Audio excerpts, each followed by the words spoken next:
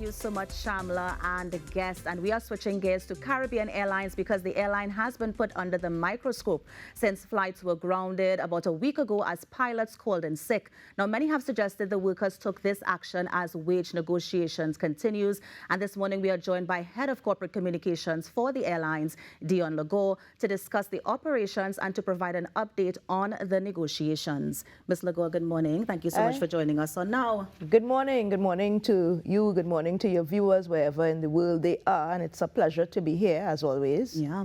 Let's start off, because I know that we have a few minutes, but let's start off first with the resumption of the operations. To what capacity is everything back? Fully operational and fully functional. I'm very happy to report.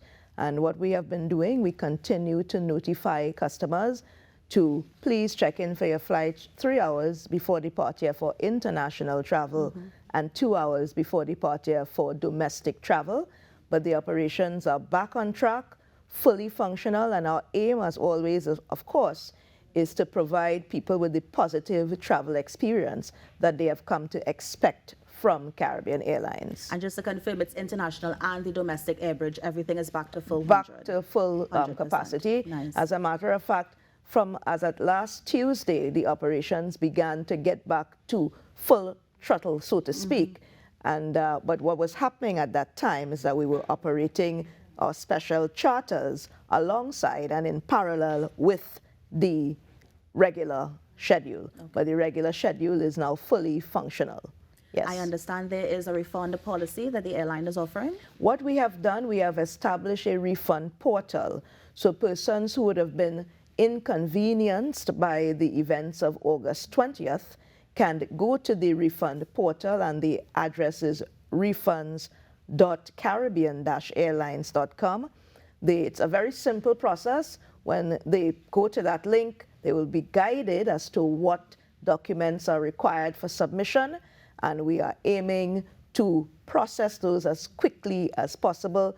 We're asking for about 14 business days, providing that the information submitted is exactly what is required.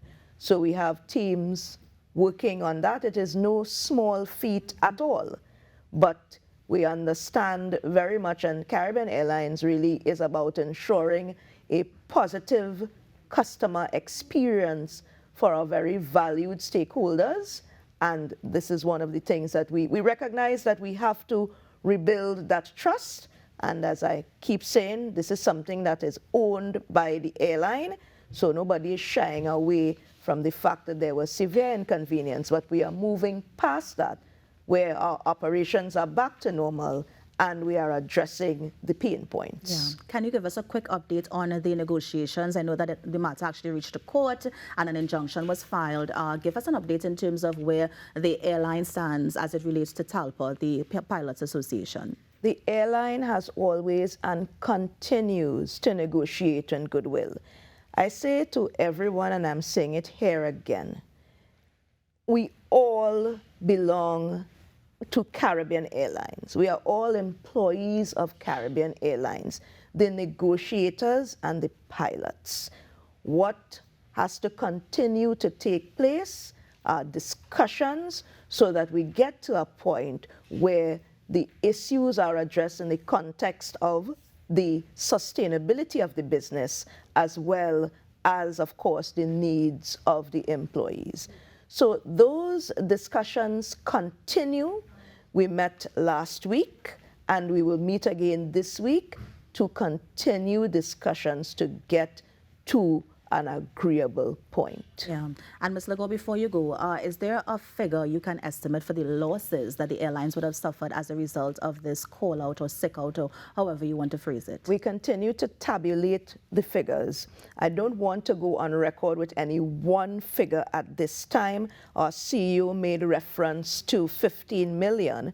However, that we won't really know the costs until we have closed off the claims and so on that would be filed through the refund portal, because you will have to look at your costs and in various ways. The operational costs, the costs for the charters that would have had to operate to move persons, the claims that would come in as a result of inconvenience. But it was a tremendous cost. But I hasten to add that we at Caribbean Airlines, our objective is to provide our customers with a positive travel experience, and we are resolute in our commitment to deliver same. Ms. Legault, we're definitely going to have you back in sometime in the future. But for now, let me thank you so much for coming and sharing the information. And of course, all the best. We look forward to see what's going on with the negotiations as it relates to the airline and the pilot. So thank you so much for joining us. Thank you, Kimberly. It's always a pleasure to be here. And that, of course, was Ms. Dion Legault, Head of Corporate Communications at Caribbean Airlines, giving an update on their operations, of course, that refund portal and negotiations with the pilots. On the Now Morning Show, we're going to take a break. I'll be right back. Stay with us.